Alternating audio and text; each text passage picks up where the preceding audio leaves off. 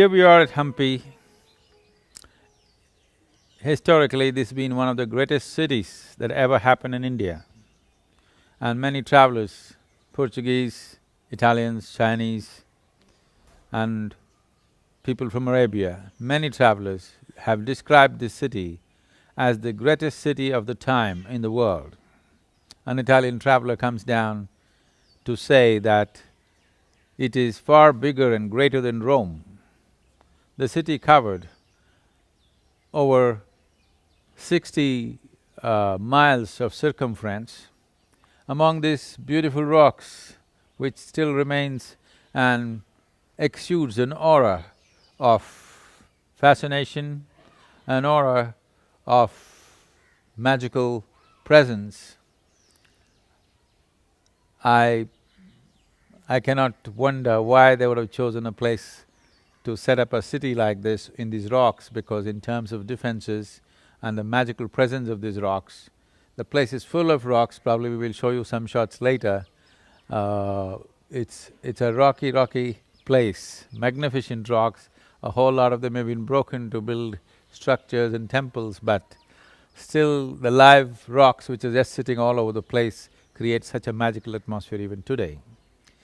This place has a historicity which goes back into 4,000 year BC.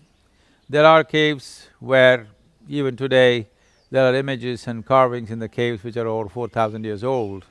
And Agastya Muni himself seems to have come, we can say in many ways, because he stepped in here and did something significant here. From then on, there's been no looking for this place. There has been rise and fall, but it rose to its height, true heights, during 13th, 14th century, during the great Krishna-Devaraya era, when it was called as the Vijayanagar Empire.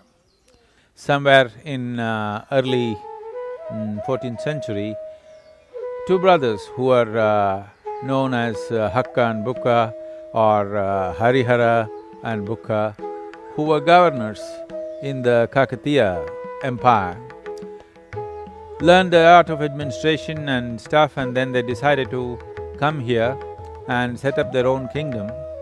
This region was continuously in warfare between the Ballals of the Karnataka and the Brahmini Sultanate, where the northern Mughal emperors were trying to go south. In many ways, for 200 plus years, the Vijayanagar Empire became a bulwark to stop the flow of Islamic invasions into the south. That is one reason that the influence and dominance of Islam remained minimal in the south, and Vijayanagar Empire was mainly responsible for making that happen, because they organized their armies, and this is one empire, probably the only one in the country, which controlled both the coasts for a period of time. From coast to coast, from east coast to west coast, entirely they controlled the territory. So the sea trade was dominated by these people. Probably no other Indian king or emperor ever controlled the sea trade as Vijayanagar did. And they dominated the place, and they brought in European and Arabian goods into the country, and they traded extensively with Asia, Arabia and Europe. So, this whole empire existed in such a phenomenal way at that time. The glory of it, you still cannot miss it.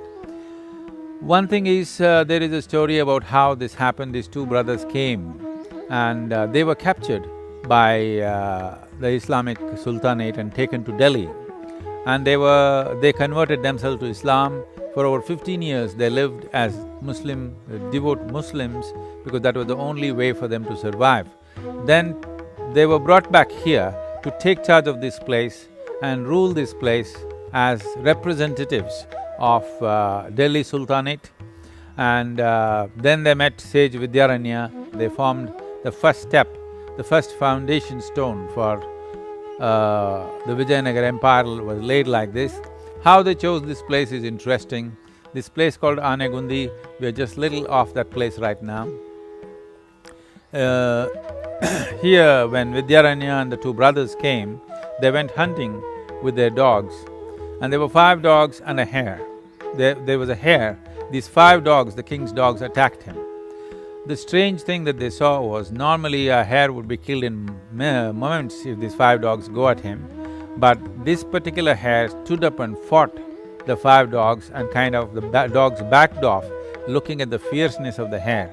Then they decided that this is the place where they should establish their kingdom, and from that basis and from that kind of symbolism, that it doesn't matter who you are, if you're willing to stand up and make these things happen, you can fight back and build it. From that basis, they built this great empire which stretched across the southern peninsula, covering the whole of Deccan, coast to coast.